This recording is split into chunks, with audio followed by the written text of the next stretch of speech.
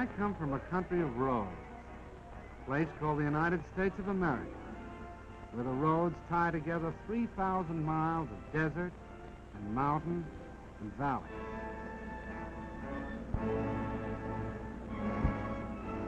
Because of the automobile, Americans who live 100 miles from each other are as close neighbors as the man next door.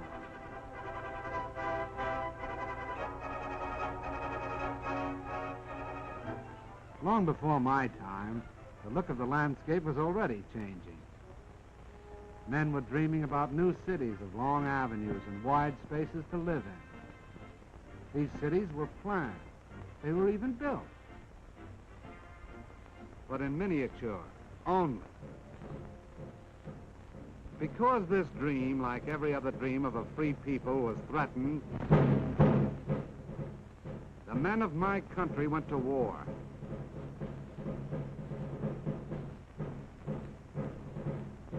The automobiles of the times of peace were stopped. They were stored away for the duration.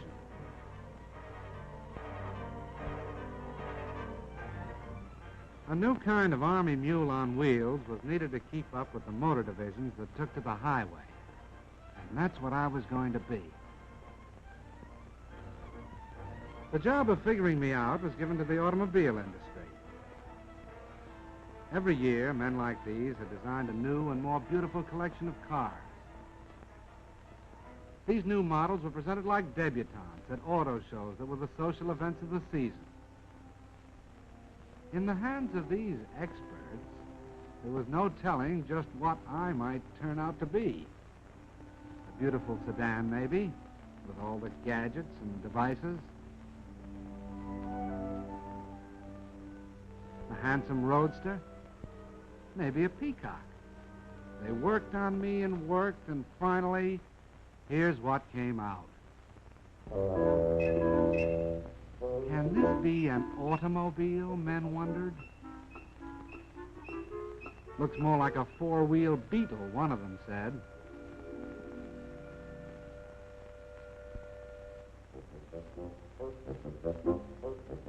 No, I wasn't too proud of myself back there at the start when the Army first looked me over. Then they sent me out on the road. They tried to drown my motor, but my ignition was set too high for that. They tried to break my back on roller coaster roads. When I held together, it looked as if the Army and I might somehow get along, because they gave me a nickname. From the words general purpose, they took the G and the P. They called me Jeep. It sounded more like a noise than a name. Then it really began. I was sent out on maneuvers. This Army was getting tough. Could I keep up with them? Was I good enough? How did I know? All I could do was keep my fenders straight, my gears grinding, and hope for the best.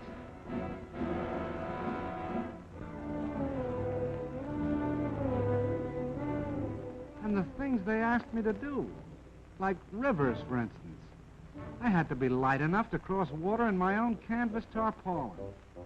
Lucky I didn't weigh more than 2,200 pounds. And it was lucky that I wasn't any bigger than 11 feet long and 5 feet wide and 3 feet high.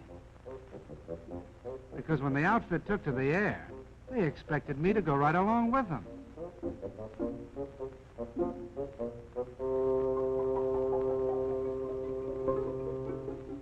One day it'd be airplanes. The next it'd be a transport glider. And if I wasn't riding in them, I was pulling them up into the sky. Lucky I was 60 horsepower strong.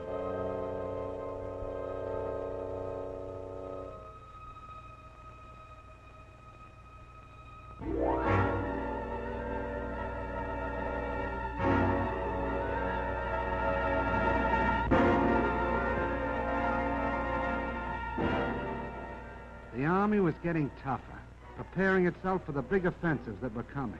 And I had to get tougher to keep up. I'll say one thing. No matter what they asked me to do, pull cannon, break my own road through the underbrush, or keep moving at better than 70 miles an hour, it was no worse than what my driver was ready to do himself. The American soldier and I got along fine, like a good rider and a horse. We got to be pals.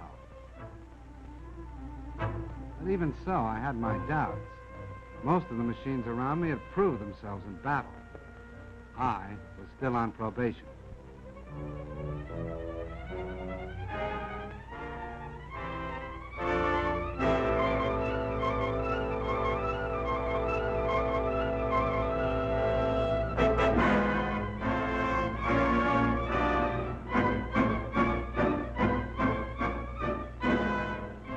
I did about everything a machine could do to stick with that army. I stood up to gunfire and mounted a gun of my own. I laid down smoke to hide the tanks that followed. I helped out wherever I could.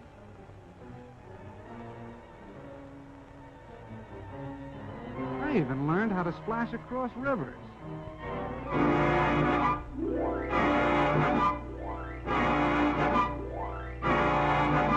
With a boat arrangement built around my middle. But I didn't know yet whether I was accepted until all of a sudden I found myself in mass production. It meant only one thing. I was a success.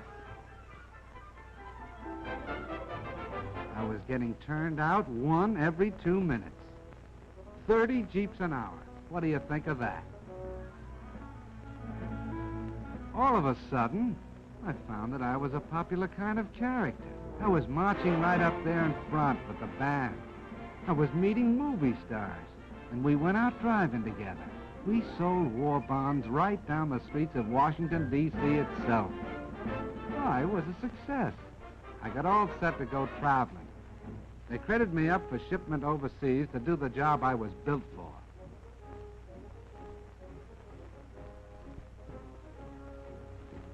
I was sent over by the thousands. And I traveled with the guy I like best, my pal, the soldier. Wherever he goes, I go. And let me tell you, we land together on a lot of different shores.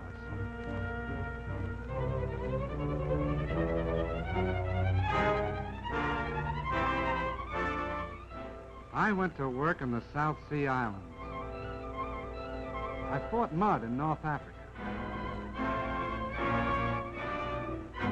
I went sightseeing in Egypt.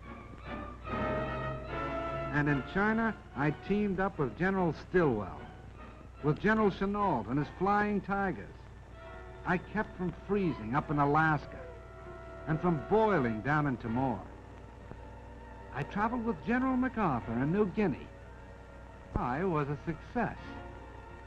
I hobnobbed with famous people, like Wendell Willkie, with King George, and Queen Elizabeth. I went out with presidents. I was with Mr. Roosevelt in Casablanca.